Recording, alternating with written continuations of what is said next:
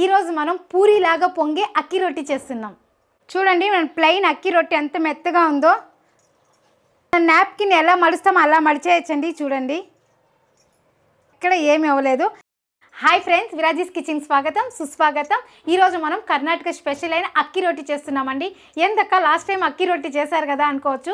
Last time మనం మసాలా అక్కి రొట్టి చేసాము. ఈసారి మనం ప్లెయిన్ అక్కి రొట్టి చేస్తున్నామండి. ఇది చాలా అంటే చాలా బాగుంటుందండి. మసాలా అక్కి రొట్టి అయితే మనము తట్టి పెను మీద వేసి ఆ పెనుముని నీళ్ళ కింద చల్లారపెట్టి వేయాలి కదండి. ఇది అలా కదండి, ఇలా మనం రుద్దితిమా పెను మీద వేస్తామా పూరిలాగా పొంగిందా తీసిమా, అంతే అండి. ఇంకెందుకు ఆలస్యం, మాట్లాడుతూ ఆటలాడుతూ చూసేద్దాం రండి. ఈ లంచ్ బాక్స్ రెసిపీ పూర్తిగా చూడండి. ఈ లంచ్ బాక్స్ రెసిపీ కానీ మీకు నచ్చినట్లయితే ఒక్క లైక్ చేయండి, అలానే హైప్ చేయండి. ప్లెయిన్ అక్కి రొట్టికి కావాల్సిన పదార్థాలు: 1 మైదా, 2 పొడి బియ్యం పిండి. ముందుగా మైదా జల్లి పెట్టి కలుపుకునేద్దామండి. మైదా వచ్చి 1.5 కప్పు తీసుకుంటున్నానండి. ఈ కప్పుతో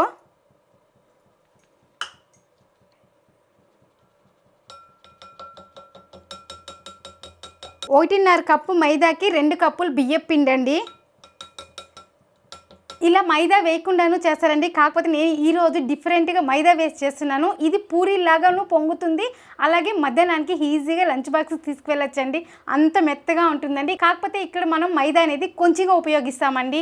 మామూలుగా చపాతీ పూరీ చేసి ఒట్టి మైదానే వేస్తాం కదా, అలా లేకుండా బియ్యం పిండి వేస్తున్నామండి. ఇప్పుడు ఈ మైదాలో రుచికి సరిపోయినంత సాల్ట్ వేసుకొని ఫస్ట్ మైదా కలిపి పెట్టాలండి. అది కొంచెంసేపు బాగా నానాలి, అప్పుడే మనకి రొట్టె అనేది బాగా వస్తుందండి.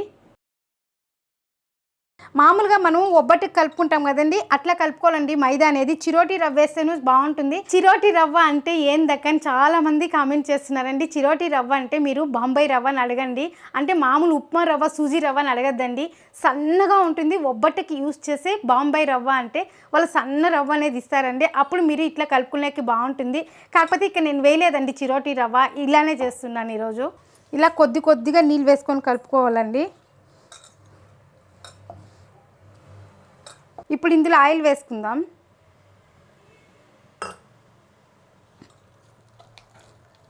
మన పూరీకి చపాతీకి కలుపుకున్నంత గట్టిగా అవసరం లేదండి, కొంచెం మెత్తగానే కలుపుకోండి.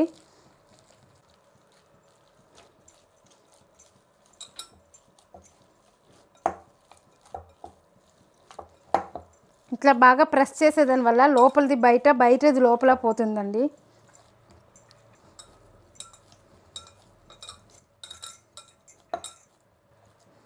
ఇప్పుడు ప్లేట్ పెట్టి పక్కన పెట్టేద్దామండి. ఇప్పుడు మనం బియ్యం పిండిని బాగా వేడి నీళ్ళు పెట్టి కలుపుకోవాలి. అది ఎలా చేయాలో అది చూపిస్తానండి. ఇప్పుడు 2 కప్పులు బియ్యం పిండి తీసుకుందామండి. మనము ముందుగా స్టవ్ అంటించి కళాయి పెట్టుకుందామండి. ఇప్పుడు 1 కప్పు బియ్యం పిండికి 1.5 కప్పు నీళ్ళు అండి. 2 కప్పులు బియ్యం పిండి తీసుకున్నాం కదా, 3 కప్పులు నీళ్ళు వేసుకుందాం. నీళ్ళు చాలలేదంటే మళ్ళీ మీరు వేడి నీళ్ళు పెట్టి కానీ వేసుకోవచ్చండి. 1 2 3. ఇందులో రుచికి సరిపోయినంత సాల్టు, ఇందులో కొద్దిగా నెయ్యి. ఇప్పుడు ఈ నీళ్ళు బాగా మరగనివ్వాలండి మనము. అప్పుడు పిండి కలిపినామంటే పిండి అనేది చాలా మృదువుగా మెత్తగా వస్తుందండి. చూడండి నీళ్ళు ఇలా మరగాలండి. ఇప్పుడు మంట సిమ్ములో పెట్టుకుందాము. పెట్టేసి మనం బియ్యం పిండి వేసుకునేద్దాం.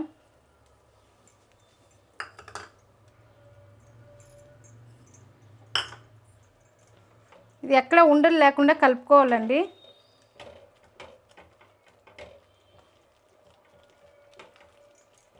ఇప్పుడు స్టవ్ ఆపేస్తున్నానండి.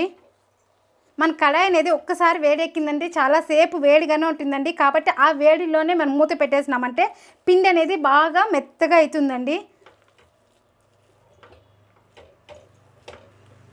కలిపేటప్పుడు ఉండలు లేకుండా వచ్చేదండి గరిటితో. మళ్ళీ మనం ఇప్పుడు స్టవ్ ఆపేసాం కదా, పిండి చల్లారినాక చేతిలో బాగా మృదువుగా కలుపుకోవాలండి. ఇప్పుడు మూత పెట్టేద్దామండి. ఇప్పుడు చూసాం కదండి, మైదా అయితే కలిపి పెట్టేసాము అక్కి రొట్టికి. అలాగే బియ్యం పిండి కూడా కలిపి నానబెట్టిండాము. చల్లారే లోపల ఒక 10-15 నిమిషాలు అవుతుంది. మన కళాయి వేడిగా ఉంది కదా, కాబట్టి మనం ఆ లోపల దీనికి కాంబినేషన్ అయింది ఒక చట్నీ చేసుకుందామండి. ఆ చట్నీ కూడా నేను డిఫరెంట్గా చేస్తున్నానండి. అదేనండి ఉలవల చట్నీ చేస్తున్నానండి. ప్రతిసారి మనం కొబ్బరి చట్నీ, టమాటా చట్నీ, పల్లీ చట్నీ ఇలా ఎన్నో రకాల చట్నీలు చేశాం కదండి. ఈ రోజు అయితే నేను డిఫరెంట్గా ఉలవల చట్నీ చేస్తున్నానండి. అది కూడా ఆరోగ్యానికి చాలా మంచిదండి. ఈ ఉలవల చట్నీ రైస్కి కానీ బాగుంటుంది, దోశకు కానీ బాగుంటుందండి. మీరు ఈసారి ఇలానే ట్రై చేయండి, చాలా బాగా వస్తుంది. ఇప్పుడు ఈ ఉలవల చట్నీకి కావాల్సిన పదార్థాలు చూద్దాం. ఉలవలు 1 కప్పు, పచ్చి కొబ్బరి తురుము 1 కప్పు, మన కారానికి సరిపడా సరిపడా మిరపకాయలు, కొద్దిగా చింతపండు, కొద్దిగా కొత్తిమీర, ఒక 4 వెల్లుల్లి రబ్బలు. ఇంతేనండి ఈ చట్నీకి కావాల్సిన పదార్థాలు. సింపుల్ గా అయిపోతుందండి, చాలా ఫాస్ట్ గా. ఈ చట్నీకి నూనె అవసరం లేదండి, అలానే చేస్తున్నాను. ఇప్పుడు కళాయి పెట్టుకున్నామండి, కళాయిలో కూడా నూనె వేయలేదు, అలానే ఉలవలు వేయించుకుందాము.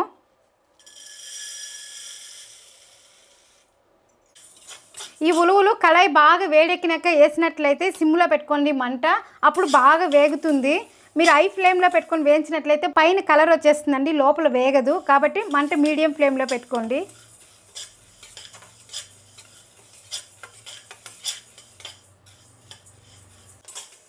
చూడండి ఇలా సౌండ్ వస్తుందండి ఉలువలో, విన్నారు కదా, ఇట్లా రావాలండి సౌండ్.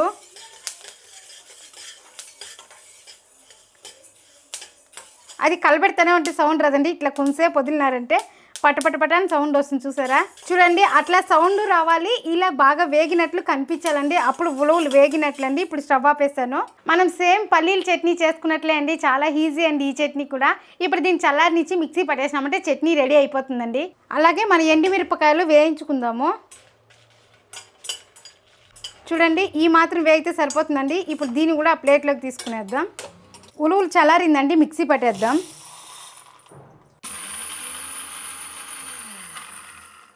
ఈ మాత్రం మెదిగింది. ఇప్పుడు మనము పచ్చి కొబ్బరి, చింతపండు, తెల్లగడ్డలు, కొత్తిమీర, ఇప్పుడు నీళ్ళు కొద్దిగా వేద్దాము. అలాగే రుచికి సరిపోయినంత కల్లుప్పు. నీళ్ళు చాలేదండి, మళ్ళీ వేద్దాము. చూడండి ఇలా మెదిగిందండి. ఒక చిన్న ఎర్రగడ్డ కట్ చేసి వేస్తున్నానండి. ఇది వేసినాక ఎక్కువ మెదగకూడదండి, ఊరికే అట్లా తిప్పి ఇట్లా ఆఫ్ చేద్దాము. మీరు ఇలానే కూడా దించేయచ్చండి, కాకపోతే నేను ఇంకొంచెం టేస్ట్ రాని నలిగితే అనేసి అట్లా తిప్పి ఇట్లా ఆఫ్ చేస్తా.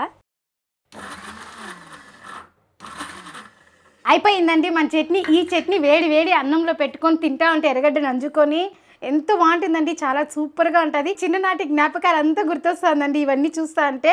కాబట్టి మీ పుణ్యమా అని, వీడియో పుణ్యమా అని నేను అవన్నీ గుర్తు తెచ్చుకుంటున్నాను, అవన్నీ చేస్తున్నానండి. నాకు చాలా హ్యాపీగా ఉంది. అలాగే మీరు నేర్చుకుంటారు కదండి, అది ఇంకా ఫుల్ హ్యాపీగా ఉందండి. చూడండి ఎర్రగడ్డలు అలానే కనిపిస్తూ ఉంది, చూసారా.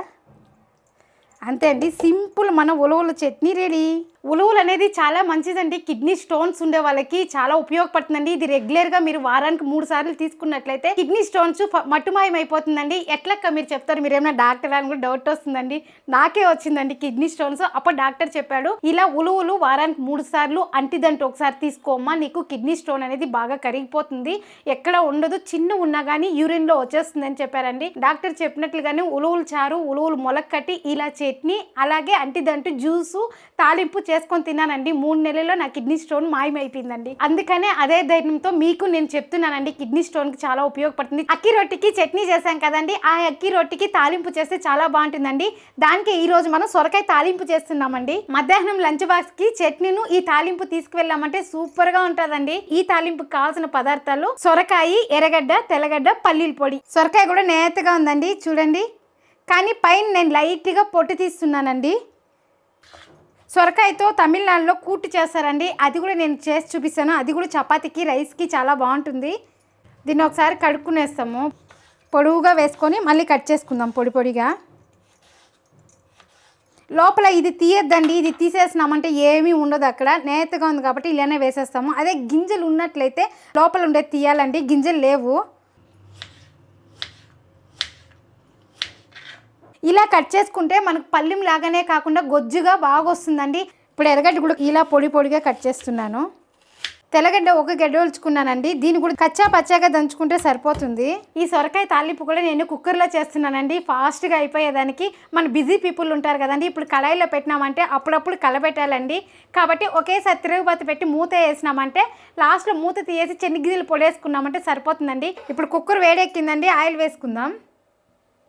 ఇప్పుడు ఆవాలు వేసుకుందాం. ఇప్పుడు ఎర్రగడ్డ వేసుకుందామండి, అలాగే కరివేపాకు. చూడండి ఈ మాత్రం వేగిందండి. ఇప్పుడు మన సొరకాయ ముక్కలు వేసుకునేద్దాం. ఇప్పుడైతే ఇంత ఉందండి, మన సొరకాయ తాలింపు అయ్యే గుందరికి కొంచెం అవుతుందండి. కొద్దిగా పసుపు, రుచికి సరిపోయినంత కల్లుప్పు. ఇప్పుడు బాగా కలుపుకుందాము. ఇలా సిమ్లో పెట్టుకొని అప్పుడప్పుడు వేయించుతూ ఉంటామంటే సొరకాయ ముక్కలు అనేది బాగా వేగుతుందండి. చూడండి తేమ కూడా వచ్చింది దీంతో. ఇంకా ఇప్పుడు దీనికి కొద్దిగా కారం వేద్దామండి. మన పల్లీల పొడిలో కొంచెం వేసినాను నేను, కారం ఎక్కువ వేయలేదు కాబట్టి కొద్దిగా వేస్తాము. సొరకాయ కొంచెం చప్పగా ఉంటుందండి కాబట్టి కారము ఉప్పు అనేది కొంచెం వేస్తేనే బాగుంటుంది. సొరకాయ మసాలా పెట్టి కానీ చేస్తానండి, కాకపోతే ఈరోజు సింపుల్గా అయిపోవాలనేసి నేను పల్లీల పొడి వేసి చేస్తున్నాను. ఇప్పుడు తెల్లగడ్డ వేసుకుందాం.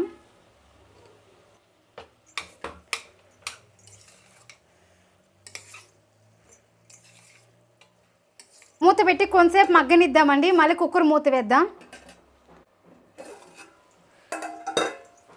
చూడండి తేమ బాగా వచ్చిందండి.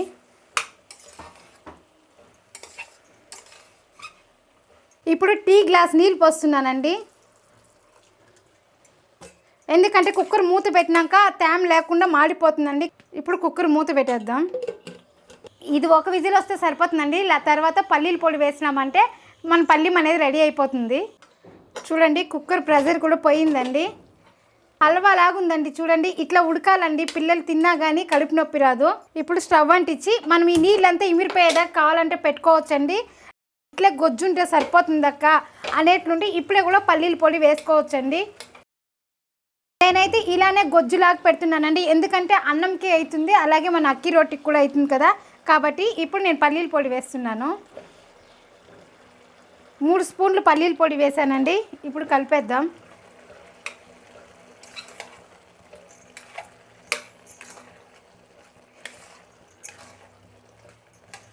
అంతే అండి, స్టవ్ ఆపేస్తున్నాను. ఇప్పుడు మనం ప్లెయిన్ అక్కి రొట్టి తయారు చేసుకుందామండి. పిండి చల్లారిందండి. ఇప్పుడు మన చేతిలోనే కలుపుకుందామండి. చూడండి ఎక్కడ ఉండలేదండి, కొంచెం ఉడుగ్గా ఉంది, పర్లేదు. ఎక్కడ ఉండలు కూడా కట్టలేదండి.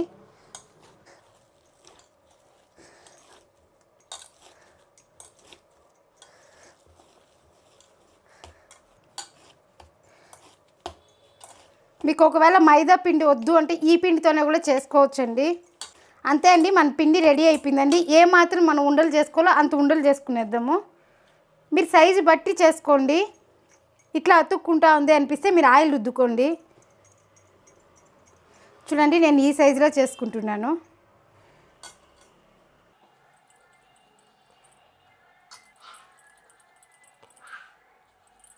ఇప్పుడు మన మైదా పిండి చూద్దామండి.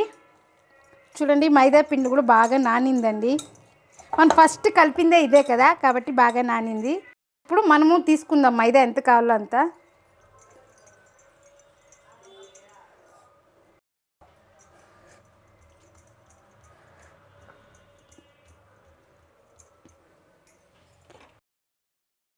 ఇలా చేసుకున్న తర్వాత ఇది చూడండి ఉండ చేసుకున్నాం కదా. చూడండి లోపల మనం బియ్యం పిండి పెట్టేసాము, పైన మాత్రమే కోటింగ్ ఇస్తామండి మైదా పిండి. ఇప్పుడు బొబ్బటికి ఎలా అయితే తీసుకుంటామో అలా ఇట్లా ఇలా తీసుకోవాలండి. ఇప్పుడు మనం ఒత్తుకునేకి మైదా పిండి కానీ పొడి పిండి బియ్యం పిండి కానీ వాడచ్చండి. ఇట్లా మీరు ఒబ్బట్టు చేసినట్టు ఇట్లా కానీ లాగచ్చు. నూనె ఎక్కువ వేసుకోవాలి దానికి. మనం పొడి పిండి వేసుకున్నాం కదా, మన చపాతీ కొయితే రుద్దుకుందాము. ఇలా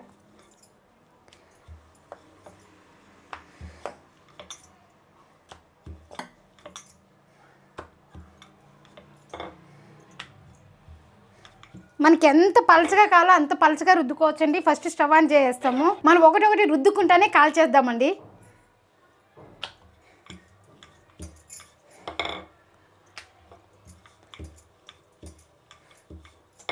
చూడండి ఎంత రౌండ్గా వచ్చిందో మన రొట్టె అనేది. మీకు ఇంకా చిన్నదిగా అంటే ఉండు కొంచెం చిన్నది చేసుకోండి, అప్పుడు చిన్నగా వస్తుంది. నేను మీడియం సైజ్ చేశాను, ఎందుకంటే మన చపాతీ కంటే కొంచెం చిన్నదిగా ఉంది అనేసి.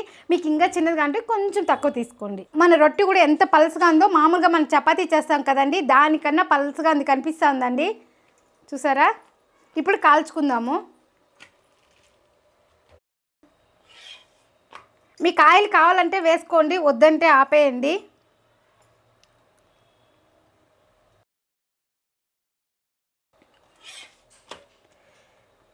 ఇప్పుడు లైట్గా ఆయిల్ వేద్దామండి. ఇలా ఎక్కువ వేయద్దండి, కొంచెం తక్కువగానే వేయండి. చూడండి అక్కి రొట్టె అనేది పూరిలాగా పొంగిందండి. చూడండి ఇక్కడ హోల్ పడిపోయిందండి, కాబట్టి మన పొంగు అనేది తగ్గిపోయింది. కాకపోతే ఏమండి పొరలు పొరలుగా ఉంటుందండి లోపల. చూడండి మన అక్కి రొట్టె ఎంత బాగుంది కదా. ఇంకొక రొట్టె చేద్దామండి.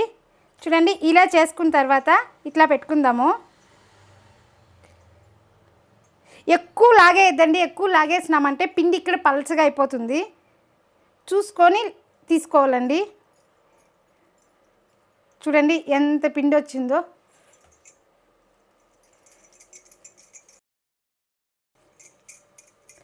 ఇప్పుడు పొడి పిండి వేసుకుందాం.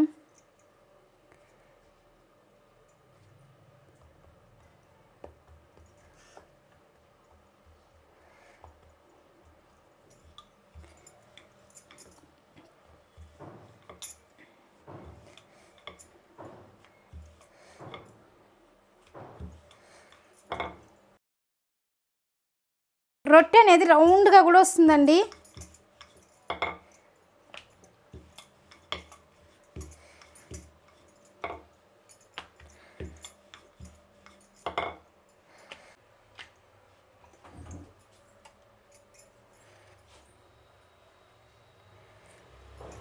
ఇప్పుడు వేస్తేనే తిప్పించకూడదండి, 1 నిమిషం పాటు అట్లా వదలాలి.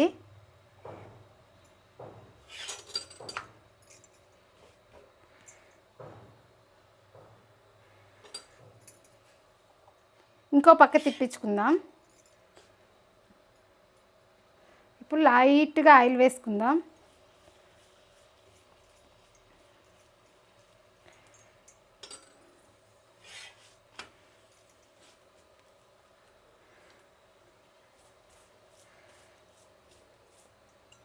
ఫోటో ఎత్తే చూడండి పూరిలాగా పొంగుతూ ఉందండి అక్కి రొట్టి.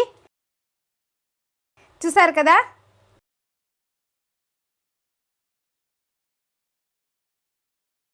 చూడండి ఎంత మెత్తగా ఉందో అట్లే తెలుస్తుంది కదా మీకు. చూడండి ఎంత బాగుందండి ప్లెయిన్ అక్కి రొట్టి,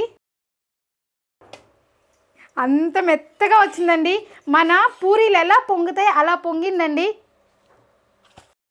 ఇలా మీకు రుద్దుకునేకి కష్టంగా అనిపిస్తే ఇలా చేసుకోండి చేతిలోనే. ఇట్లా చేసుకున్న తర్వాత ఇలా ఉండ తీసుకొని ఇందులో మధ్యలో పెట్టండి. నేను చేసినట్లే చేస్తే మన పూరీలాగా పొంగుతుందండి అక్కి రొట్టి. దానికి నేను గ్యారెంటీ ఇస్తాను, మీ ముందరే కదా నేను చేశాను. చూడండి ఇలా ఎగస్ట్రా పిండి తీసేద్దాం. ఇప్పుడు మనం బాగా ఉండని చేసుకుందాం. నేను చేసినట్లయితే మీకు పూరీలాగా పొంగుతుందండి అక్కి రొట్టె అనేది. చాలా అంటే చాలా బాగుంటుంది. దీనికి ఈ చట్నీనే కదండి మసాలా కూరలు చేసుకున్నా చాలా బాగుంటుంది. కాకపోతే నేను నిన్ననే చేశానండి. ఈరోజు ఉలవల చట్నీ చేద్దామని ప్లాన్ చేసుకొని ఉలవల చట్నీ చేశానండి. దీనికి తాలింపులు కూడా బాగుంటుందండి. కర్ణాటకలో ఎంతో ఫేమస్ అయిన అక్కి రొట్టి ఇప్పుడు మన ఆంధ్రాలో కూడా వచ్చేస్తుందండి.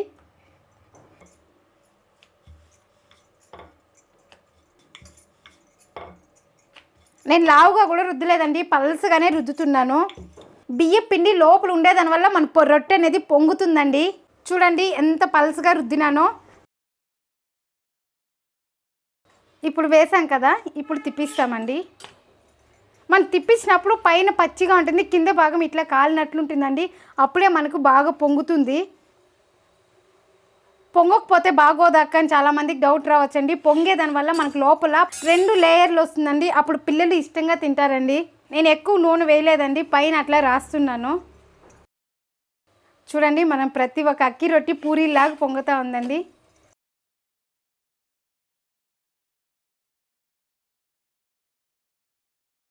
ఇక్కడ సైడ్లో హోల్ వచ్చేస్తుందండి, అది చూసుకొని మనం ఒత్తుకోవాలి.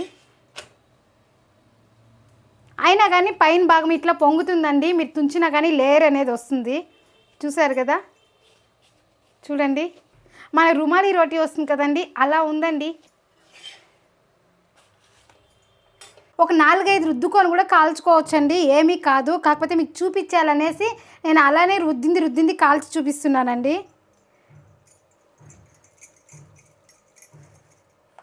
చూడండి ఎక్కడ క్రాక్ అనేది లేదండి. క్రాక్ లేకుండా ఉంటేనే మనకు బాగా పొంగుతుంది అక్కి రొట్టె అనేది. మీకు క్రాక్ ఉన్నట్లయితే పొంగుతుంది కానీ ఆ పొంగు అనేది తగ్గిపోతుందండి. కానీ మీరు తుంచినా కానీ లేయర్ లాగానే ఉంటుందండి. చూడండి ఇప్పుడు ఆయిల్ వేసుకుందాము.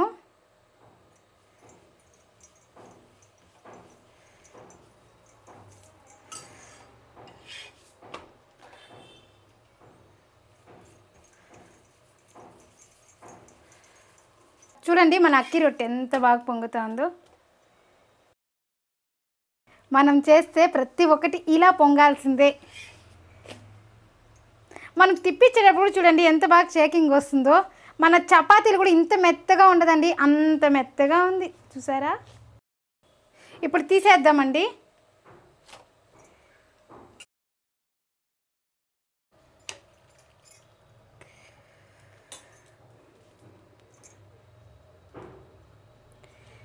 ఇప్పుడు తిప్పించుకుందాము. తిప్పించేటప్పుడు మీరు నాకగా తిప్పించాలండి. కొంతమంది తిప్పించేటప్పుడు దీనికి వచ్చి నొక్కు పడుతుందండి గరిటి, అది చూసుకొని చేయండి. మా ఇంట్లో పాప కానీ అలా తిప్పిస్తుంది. ఇలా టచ్ అవ్వకూడదండి తిప్పించినప్పుడు. గరిటి పోయి మన చపాతీకి కావచ్చు రొట్టికి కావచ్చు టచ్ అవ్వకూడదండి. చూడండి ఇప్పుడు పొంగింది కదా, తీసేస్తే ఇక్కడ చూడండి ఇక్కడ హోల్ పడిందండి కాబట్టి అలా పొంగిపోతుంది. చూడండి ఇప్పుడు మూస్తాను. ఆ హోల్ని ఇంకా గాలి రాకుండా మూస్తే ఇట్లా పొంగుతుందండి. చూడండి ఆడు మూసే ఉంది, కొంచెం కలర్ తిరిగింది అంతే అండి. మనం వంట చేసేటప్పుడు కొన్ని టెక్నిక్లు వాడాలి కానీ ఓవర్గా వాడకూడదు నాలాగా.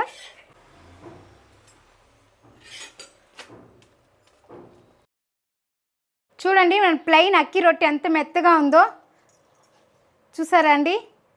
అంత మెత్తగా ఉందండి. మన నాప్కిన్ ఎలా మడుస్తామో అలా మడిచేయచ్చండి. చూడండి చూసారా, మళ్ళీ చూడండి అలానే ఉందండి, ఎక్కడ ఏమి అవ్వలేదు. చూడండి లోపల కూడా పొరలుగా ఉందండి. ఇప్పుడు టేస్ట్ చూద్దామండి. చూడండి ఊరికి అలా తుచ్చితేనే వచ్చేస్తూ ఉందండి. ఫస్ట్ మనం చట్నీలో తిందామండి. ఇట్లా ఎర్రగడ్డ రొట్టెలో పెట్టుకొని తింటే టేస్ట్ చాలా బాగుంటుందండి. ఇప్పుడు టేస్ట్ చూద్దామండి. చాలా బాగుందండి, మెత్తగా ఉంది. తింటా అంటే కూడా సొరకాయ పళ్ళెం తీసుకుందామండి. సొరకాయ కూడా పళ్ళెం కూడా అంతే అండి, ఎక్కువ పళ్ళెం తీసుకోవాలండి. కర్ణాటకలో చపాతీ అయినా రొట్టి అయినా ఎక్కువ తాలింపులే చేస్తారండి.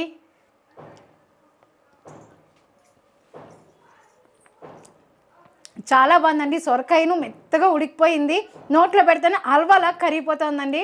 మీరు ఇలా ట్రై చేయండి, మీకు ఎలా వచ్చిందో నాకు కమెంట్ చేయండి.